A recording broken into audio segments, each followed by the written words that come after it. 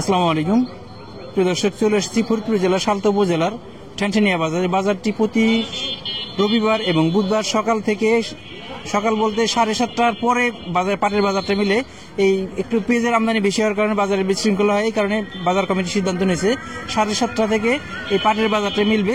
তারপর আজকে আবহাওয়াটা মেঘাচ্ছন্ন, সকাল থেকে গুড়ি গুড়ি বৃষ্টি হচ্ছে।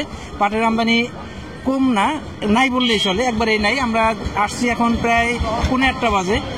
আমরা একটা দুইটা পাট দেখেছি যে পাট আসতেছে, এতে একটু সারা বাজারে যতগুলি ব্যবসায়ী আছে একটা ব্যবসায়ী খরচের টাকা উঠবে না, এরকম অবস্থা আমরা দেখতেছি পাটের বাজার। আমরা একজন ব্যবসায়ীর সাথে কথা বলি আজকে পাটের বাজারে এই অবস্থা কেন আমরা জানার চেষ্টা করি। আসসালামু আলাইকুম। ওয়ালাইকুম আসসালাম। আজকে দেখছি একবারে বাজার পাট শূন্য হবে এলো পাটের যে কাঁচা পাট বিদেশে রপ্তানিতে যে নিষেধাজ্ঞা দিছে, এই নিষেধাজ্ঞার কারণে পাটের মনে গেছে 200 টাকা কইমা। এখন কৃষক আনতেছে না, কৃষকের ঘরে পেঁয়াজ আছে, বিকল্প অনেক ব্যবস্থা আছে, যার কারণে পাট রেখে দিছে। 6 মাস পরে দেখি, 1 বছর পরে দেখি, কারণ এই বছরের টোটাল পাটের উৎপাদন হয়েছে 33%। তার মানে 3 ভাগের 1 ভাগ। গত বছর যদি 300 মন হয়ে থাকে, এবার হয়েছে 100 মন।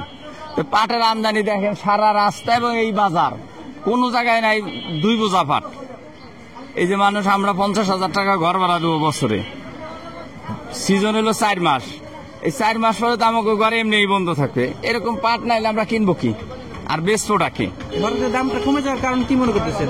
আমরা মনে করি যে সরকারের যে নেতিবাচক সিদ্ধান্ত, এদেশের জনগণকে চুইসা খাওয়ার, যে সরকারই এলো এই বাংলাদেশ স্বাধীনের পরে থেকে বুদ্ধি হয়েছে পরে দেখতেছি জনগণকে শুধু চুইসা কিভাবে খাওয়া যাবে, জনগণকে শোষণ করে কিভাবে খাওয়া যাবে।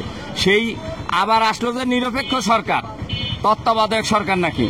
এই তত্ত্বাবধায়ক সরকারের দিছে একজন রইল পাট শিল্প উপদেষ্টা, তারা বানাইছে উনি বদল করলো আকিজ গ্রুপের মালিক। উনি কি চাবে নাকি যে বাংলাদেশ থেকে কাঁচা পাট বিদেশে রপ্তানি? উনি সুতে বানাবি, উনি বেচবি, উনি সুতে বানাবি, উনি বিক্রি করবি। এই দেশের কৃষক এবং যারা সাধারণ ব্যবসায়ী তারা দেশে চুরি ডাকাতি করে খাইতে হবে কয়দিন পরে। এইভাবে তো এই কৃষক এখন যেমন ঘরে পেঁয়াজ আছে, পাট আছে, হ্যাঁ, এখন যে পাটের দাম কমে যাওয়ার কারণে পাট আনা একবারই বন্ধ করে দিছে। পাট আনবে না, কারো বউ বিদেশ আছে, কারো সওয়াল বিদেশ আছে, কারো হইলো নিজে বিদেশে করে, কেউ হইলো পেঁয়াজ বিক্রি করবি। পাট তো 10 বছর নাম ঘরে পড়ে থাকলে ফসবে না, যদি উইতে না খায়, আগুন লাগে না পরে।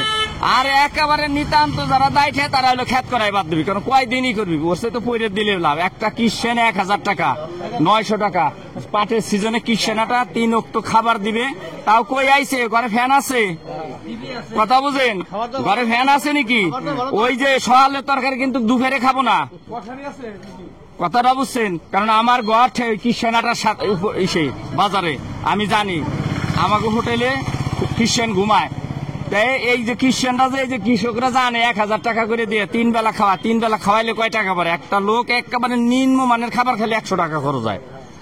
তাহলে এই একটা খ্রিস্টানে সর্বোচ্চ পাট নিতে পারে 150 আটি বা 200 আটি, আজকাল নেয় না।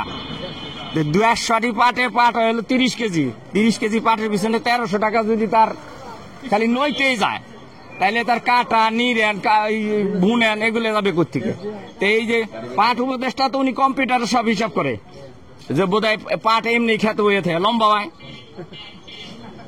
কথা বুঝছেন না? আসলে আমরা একটা হিসাব করছিলাম যে আসলে এভারেজ আর সরজমিনে একটু ভিন্ন।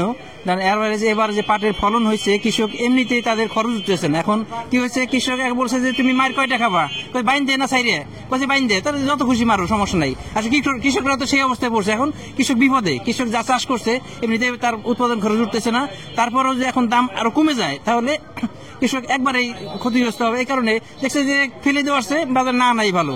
বিষয়টা এমন না, আজকে আমরা বাজার চিত্র দেখতেছি যে কৃষকের কথা বাদ দিলাম, যে এখানে যে অনেকগুলি ব্যবসায়ী আছে, এখানে প্রায় 50-60 জন 100 জন ব্যবসায়ী আছে। এই ব্যবসায়ীরা যে আজকে দোকান খুলছে, দোকান খোলার জন্য যে পরিমাণ পাট দরকার বা তাদের ন্যূনতম খরচ তোলার জন্য যে পরিমাণ পাট দরকার, সেই পরিমাণ পাটও আজকে বাজারে নাই। এইভাবে যদি হয় তাহলে একদিকে কৃষকরা তো বিক্রি করতেছে না, সে আনে নাই, এই কারণে কিন্তু ব্যবসায়ীদের অবস্থা খুবই খারাপ। কি অবস্থা আছে পাটের বাজারে? পাট আমদানি নাই, বাজার কমাই দিছে, তার জন্য পাট আমদানি নাই। বাজার কমাইলো কে? আপনারা কমাইছে মিল মালিক, মিল লালারা।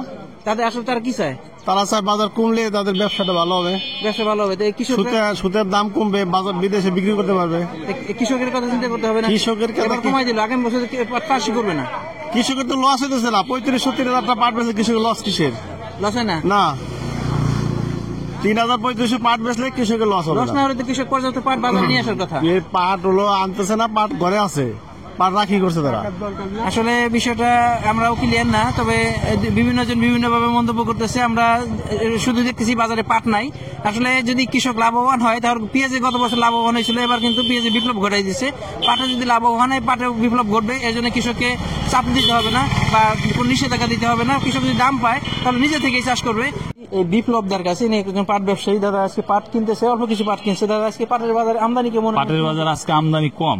আজকে আমদানি কমের কারণে মার্কেটটা একটু গত হাটের থেকে একটু বাজার একটু চাঙ্গা চাঙ্গা মনে হচ্ছে।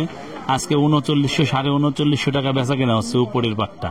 তাতে 39 39 একবারে কম না, একবার এটা হাইও না, একেবারে কমও না। তবে কৃষকদের একেবারে লস হচ্ছে না, কৃষকদেররা এবার টাকা পাচ্ছে কিছু।